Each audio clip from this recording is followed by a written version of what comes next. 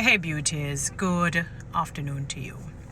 So beauties, I hear, some people as it relates to the whole Diddy and Cassie's saga, to say why she stayed and, some money she wanted and all the vitriolic, rancorous things that they could think of. I wonder if people understand a thing called brokenness and psychological abuse, coupled with verbal abuse and physical abuse as what we saw.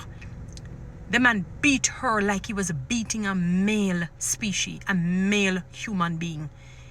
Knowing that she's a weaker of the two, he knew that it would break her down. He was fully cognizant. And people need to stop this nonsense to say that because he is attracted to men or he wants men. That has nothing to do with that. It's ridiculous. Because I'm sure that you have men who are not straight, who would never ever put their hands on a woman like that, no matter how they're angry, even if they're involved with them, to cover up for show. That's ridiculous. That's a farce. That's just a cop-out and an excuse. He's a broken, narcissistic, proud, arrogant human being. And there are people who feel that because they have money, that all is going to be well. They keep forgetting that they're human and their life will eventually be extinct. In other words, no human being will escape in this life alive. And you will not remain young forever if you continue to live. That's a problem with people. The money has tricked them. Or the fame has tricked them. Right? This is something that I've heard many women complaining for years. And they said, sometimes they say you just have to watch because you don't have proof. I remember once somebody, I don't know how true this is, that he had broken what's her name's nose, Kim thing, allegedly broke her nose and had to rush her to whatever to get it fixed. And to be honest, I believe, I wonder, when I heard how she died, I just chuckled and I said, her death is odd, very, very odd. But when you don't have any proof, but one thing I tell people, I don't care who you be. You could have been Satan himself. Your day is going to come. It says, do not be deceived. God can never be mocked. Whatever a man or a woman sows, that he or she will reap. It is a fearful and a dreadful thing to fall into the hands of God. So let me tell you, whether it's him or any other man, feel that they will get away with doing this. You're not getting away. Peter said, husbands, be careful that you do not embitter, that you're not harsh, coarse, terrible, rough with your wives, because your prayers will be hindered. It's not just for husbands, it's for men. Because we're the weaker of the two vessels. Physically, we are weaker than you are. You're stronger than us. And you feel that you will get away. We have to have a remnant. We have to have somebody who will safeguard us, who will be our advocate. Can you imagine God put you as men to be our protectors, to safeguard us, to provide security for us, and you're breaching that? And if he's gotta go beat and go and beat and come. When somebody is psychologically distressed, I call it, psychologically broken, as Cassie and many other women, it is not easy for them to get up and leave. Whether you think it is for the money or not, they have to look at a whole host of things. Women operate differently. You understand? It is not that they don't want to. Sometimes they can't. Sometimes their lives are threatened. Outside of that, they feel so broken. They wonder. Sometimes they probably even go through a phase and wonder if they're the one at fault. When a man is narcissistic, he will make you think it is a sunny day out here. You think it's midnight. He will make you think it is midnight. I have never been through any physical abuse or maybe any arduous verbal abuse from anybody or anything. First of all, I've always resolved in myself that I'm not checking up with any man. Sorry, me not do it. I'm married, I get married, and I'm not saying that a husband can do whatever he does. There's some principles that I keep for myself. Everybody is different, right? And I've worked at places. Let me tell you something, man. Them poor make Diddy as bad, as horrible as you saw that video with Diddy. Their words, what they have done psychologically, in a sense verbally, and somewhat socially, in terms of their bullying and abuse, they make Diddy look good. And you can see, and trust me, people see Diddy and think he's like maybe the worst human being. You have men who are worse than him, that probably do worse, that throw women down all stairs. You stay there. Yes, look here. It have nothing to do with the sexuality. Could have gay, straight, bestiality. Could have commit all kind of answer or what him go to. It has nothing to do with that. That's who you are as a human being. So stop using that as an excuse. It has nothing to do with that.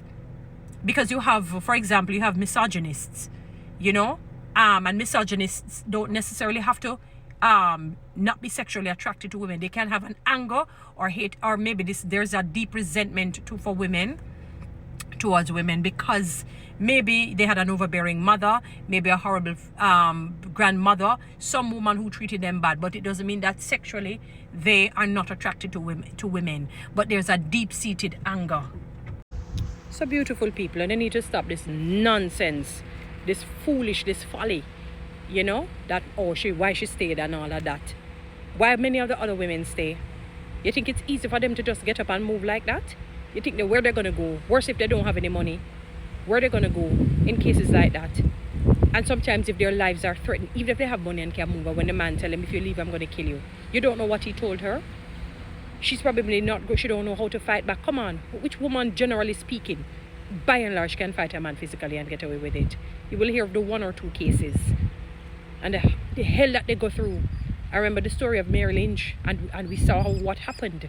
And her life had to be spent in prison for a while for something that she complained about, I'm told, for years, made report for years, took his abuse for years, tried her best. Maybe she said, you know what? You know, it's my marriage, I have to work on it, especially if you grow up in an era, they tell you have to work on your marriage, you have to this, you have to that, you have to third. What are you saying? Are you people okay? And the problem is that people are not educated. And when I say educated, I don't mean necessarily going into a formal school. You can use your own experiences in life, just dealing with horrible people, and use that as a benchmark. When you go to a workplace and you may have a boss that bullies you psychologically or verbally or shafts you, find a way to hold you down, why not leave? You think it's easy to just get up and leave and get another job? Why not leave then? The same question can be asked of you. It's a ridiculous and unfeeling question to ask people. It's ridiculous. And we need to stop these rubbish and nonsense and nonsensical thing. Thank God the girl. And also, you say she took the money and whatever it is. Let me tell you something, beautiful people. It's more than what you think. There are times, you know, she probably took the money, you know, maybe unwittingly. She just took it and said, all right, what kind of penance you can pay. The mind is so powerful. When she sits and she thinks about how he has abused her, tricked her, was narcissistic, was horrible. And when that anger starts to rise up in her, and the bitterness and the hurt and the pain, she said, oh no, I am not going to allow another woman to go through this. And so women, that is what you notice how women take long to leave, they take long to move. Because when all the memories start to come up back, so it's not a matter of, oh, she take this money and whatnot. Him for pay her and him for pay for it. Him for pay her and for pay for it. Would you want your daughter to go through that? Would you want your daughter to go through that? Let me tell you, if you were a parent, though some of you who are saying what you're saying, let me tell you, you wouldn't stop. And maybe until the man goes 6'6", some of you. You wouldn't stop until that man goes 6'6" for what he would have done.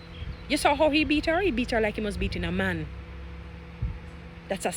He's an animal. He's lower than an animal, because some animal probably would have a little mercy. He beat her like he was beating a male man. You know, like a strong, physical, able-bodied man. That's how he was beating her. That's a psychopath. That has nothing to do with sexuality. And they need to stop that nonsense.